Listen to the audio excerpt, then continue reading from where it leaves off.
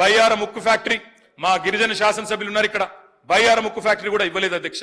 ఎన్నోసార్లు అడిగినాం, జరగలేదు. తప్పకుండా ఆ విషయంలో కూడా ప్రభుత్వంతో కలిసి వస్తాం, కలిసి నిలబడతాం. రాష్ట్ర ప్రయోజనాల విషయంలో ఎవరితోనూ కూడా రాజీ పడమనే మాట మళ్ళొక్కసారి విజ్ఞప్తి చేస్తా ఉన్నా అధ్యక్ష. కానీ మేము వారు ఇవ్వలేదని ఆగిపోలేదు అధ్యక్ష. భారతదేశంలో 157 మెడికల్ కళాశాలలు ఇచ్చి 156 నర్సింగ్ కళాశాలలు ఇచ్చి మనకు ఒక్కటి కూడా ఇయ్యకపోతే మనం ఆగలేదు అధ్యక్ష. ఆనాడు ముఖ్యమంత్రి కేసీఆర్ గారు, హెల్త్ డిపార్ట్మెంట్ ఆ రోజు చూస్తున్న హరీష్ రావు గారు జిల్లాకు ఒక మెడికల్ కాలేజ్ పెట్టి వాళ్ళు ఇయ్యకపోయినా మేము చేసుకున్నాం అధ్యక్ష. ఇవాళ Telangana is the only state with medical college in each and every district అధ్యక్ష. వాళ్ళు నవోదయ పాఠశాలలు ఇవ్వలేదు. శ్రీధర్ బాబు గారు కరెక్ట్గా చెప్పారు, కేంద్ర విద్యాలయాలు ఇవ్వలేదు, నవోదయ పాఠశాలలు ఇవ్వలేదు. ఇవ్వకపోతే మేము ఊకోలేదు అధ్యక్ష. ఒకవైపు కొట్లాడినాం, మరొక వైపు 1000 గురుకుల పాఠశాలలు కూడా పెట్టి హైయెస్ట్ నెంబర్ ఆఫ్ రెసిడెన్షియల్ పాఠశాలలు పెట్టిన ఒకే ఒక్క రాష్ట్రం తెలంగాణ అధ్యక్ష. అధ్యక్ష, తెలంగాణ కొంగు బంగారం సింగరేణిని వాళ్ళ చీకట్లోకి నెట్టే కుట్రలు కేంద్ర ప్రభుత్వం చేస్తే ఈ రోజు కాదు అధ్యక్ష, మొదటి నుంచి వ్యతిరేకిస్తూ వచ్చినాం, అడ్డుకున్నాం. ఒక సింగరేణి కాదు, పబ్లిక్ సెక్టర్ అండర్టేకింగ్స్ అన్నిటి విషయంలో ఒకటే నిర్ణయం తీసుకున్నాం, తప్పకుండా ప్రభుత్వ రంగ సంస్థలను కాపాడాలనే కృత నిశ్చయంతో పనిచేశాం, చేస్తూనే ఉంటాం. కానీ మొన్న చాలా విచిత్రంగా అనిపించింది అధ్యక్ష. కిషన్ రెడ్డి గారు పిలుస్తారు, మా డిప్యూటీ సీఎం గారు పోతారు, ఇద్దరు సింగరేణి గనులను వేలం వేస్తుంటే చిరునవ్వులు చిందిస్తూ ఒకటే వేదిక పంచుకుంటుంటే మేమైతే ఆశ్చర్యపోయినాం అధ్యక్ష. వడ్లు కొనకుండా దాగుడు మూతలాడితే ఊరుకోలేదు అధ్యక్ష. రైతాంగం తరపున కేంద్రంలోని హస్తినాపురానికి పోయి ముఖ్యమంత్రి, మంత్రులు, ఎమ్మెల్యేలు, ఎంపీలు అందరం పోయి ఢిల్లీలో ధర్నా చేసి అక్కడ గర్జించినాం అధ్యక్ష. మోటార్లకు మీటర్లు పెట్టాలని మెడ మీద కత్తి పెట్టినా వినలేదు అధ్యక్ష. రైతుల కోసం మరి 30,000 కోట్ల ఆర్థిక వనరులు మన రాష్ట్రానికి రావాల్సినవి మెడ మీద కత్తి పెట్టినందుకు దాన్ని వదులుకోలేదు. మేము ఈ రోజు కూడా మళ్ళీ ఈ ప్రభుత్వాన్ని కూడా చెప్తా ఉన్నాం, దయచేసి మీరు రాజీ పడవాకండి.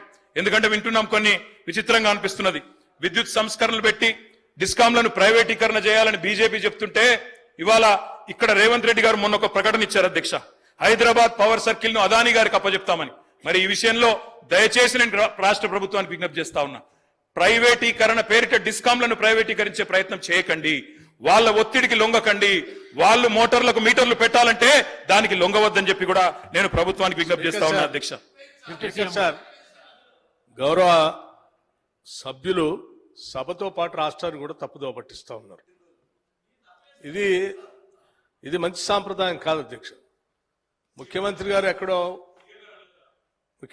ఎక్కడో ఎవరికో ప్రైవేటైజ్ చేయడానికి ఇస్తున్నారని చెప్పారని మాట్లాడుతూ ఉన్నారు. ఎక్కడ చెప్పలేదే, ఎక్కడ చెప్పారు, ఎవరు చెప్పారు? ఏదో పేపర్లో ఎవరో రాసిన దాన్ని పట్టుకొని అడ్డగోలుగా సభలో మీరు అట్లా మాట్లాడితే ప్రభుత్వం పైన మన అర్థం ఉందా? ఇది మినిమం ఉండాలి కదండి. గౌరవ సభ్యులు మీరు ఆ రకంగా సీనియర్ సభ్యులు అని చెప్పారు, అట్లా చెప్పేస్తే ఎట్లా? మాకేమో మీలాగా అడ్డగోలుగా ఏది పడితే అది చేసేవాళ్ళం కాదు. రాష్ట్ర ప్రయోజనాలే మాకు ముఖ్యం. మీరు ఇప్పుడు ఏదో మాట కూడా అన్నారు, ఖండించడం కాదు, అంటే లేని అంశాలని మాట్లాడి తప్పుదో పట్టించేస్తాం, మీరు ఖండించండి అని చెప్తే అది న్యాయం ఎట్లా వచ్చిందండి? అది కరెక్ట్ కాదు కదా. ఒకటి నెంబర్ 1. నెంబర్ 2, మీరు సింగరేణి కాలనీస్ గురించి కూడా ఏదో మాట్లాడారు, ఆక్షన్స్ గురించి.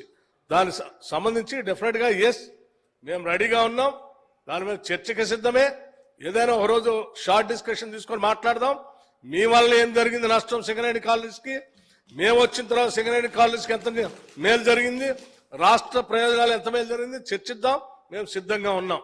కానీ ఇప్పుడున్నటువంటి అంశం కేవలం కేంద్ర ప్రభుత్వం ప్రవేశపెట్టినటువంటి బడ్జెట్ లో రాష్ట్రానికి జరిగినటువంటి నష్టం పైన సభలో చర్చ జరిగి తద్వారా ఒక తీర్మానం చేసి రాష్ట్ర ప్రయోజనాల కోసం మనందరం ఏం చేద్దామని అత్యంత ప్రజాస్వామ్యయుతంగా ఈ రాష్ట్ర ప్రభుత్వం చర్చకి తెరదీసింది. దాన్ని వదిలేసి పాతయన్ని ఏదేదో మాట్లాడతారు. 10 ఏళ్లు ఈ రాష్ట్రాన్ని మేము ఇట్లా సర్వనాశనం చేశాం, ఇంకా చేస్తామని చెప్పుకుంటా పోతే ఏముంటుందండి? మీరు బాగా చేస్తే ఈ సమస్యలన్నీ ఎందుకుంటాయి అసలు?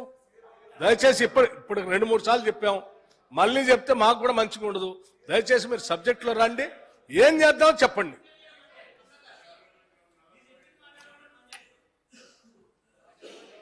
కేటీ రామారావు అధ్యక్ష, వారు ఇంత ఆవేశం ఎందుకు పడ్డారో బట్టి గారు మామూలుగా అయితే ఆవేశం రాదా ఆయనకి, ఇది ఎందుకు బాగా ఆవేశపడుతున్నారు బట్టన్న? నేను వారికి ఒకటే అధ్యక్ష, వాళ్ళేమో సింగరేణి బొగ్గు గనుల ఆక్షన్ పెడతామని వాళ్ళు పిలుస్తారు, వీరేమో పోయి వేదిక పంచుకుంటారు. ఆ మాట నేను ప్రస్తావిస్తే వారి కోపం వస్తుంది. ముఖ్యమంత్రి గారు స్వయంగా అదానికి ఇస్తా అని చెప్తారు. ఎలక్ట్రిసిటీ డిపార్ట్మెంట్ మీరు చూస్తున్నారు బట్టి గారు, మీరు తెలుసుకోండి. మీ సదర్న్ డిస్కమ్ ఏదైతే ఉందో, ఎస్పీడీసీఎల్ ఏదైతే ఉందో పిలుచుకోండి. మన ఓల్డ్ సిటీలో గొడవలు అయినాయా లేవా? బిల్లు కనెక్షన్ కి పోతే అదానీ మనుషులు వచ్చినారని చెప్పి ఇంటెలిజెన్స్ రిపోర్ట్ ముఖ్యమంత్రి గారికి రోజు వస్తుంది. తెలుసుకోండి, గొడవలు అవుతున్నాయా లేవో తెలుసుకోండి.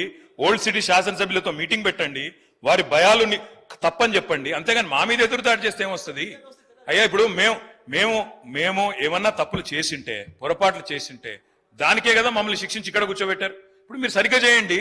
మేమేమంటున్నాము? డిస్కామ్లు ప్రైవేటీకరణ చెయ్యము అని కుండబద్దలు కొడుతూ ముఖ్యమంత్రి గారు మీరు స్టేట్మెంట్ ఇవ్వండి. అదానికి అప్పచెప్పము అని స్టేట్మెంట్ ఇవ్వండి. అదానికి బెదరము అని స్టేట్మెంట్ ఇవ్వండి. అది ఎందుకు మాట్లాడట్లేదు మీరు? ఎందుకు భయపడుతున్నారు? ఎవరి కోసం భయపడుతున్నారు? మళ్ళీ ఎదురుదాడి ఎందుకు దాని మీద? దయచేసి నేను మిమ్మల్ని కోరేది ఒకటే, మేము ఆనాడైనా ఈనాడైనా పబ్లిక్ సెక్టర్ అండర్టేకింగ్స్ విషయంలో we have abundant clarity. Hyderabad metro విషయంలో కూడా ఇవాళ ముఖ్యమంత్రి గారే మున్సిపల్ డిపార్ట్మెంట్ చూస్తున్నారు. హైదరాబాద్ మెట్రో విషయంలో కూడా కేంద్ర ప్రభుత్వ సహకారాన్ని అడిగినాం, ఎన్నడూ రాకపోయినా మేము ఆగలేదు. మేము దాదాపుగా 415 కిలోమీటర్ల మెట్రో ఎక్స్పాన్షన్ ప్లాన్ చేశాం. ఎయిర్పోర్ట్ ఎక్స్ప్రెస్ ది నిజానికి టెండర్ కూడా ఫైనల్ చేశాం. సరే వారు రద్దు చేశారు, వారిష్టం. ప్రభుత్వం వారిది, వారిష్టం. ప్రజలు అల్టిమేట్ గా వారి సమాధానం చెప్తారు.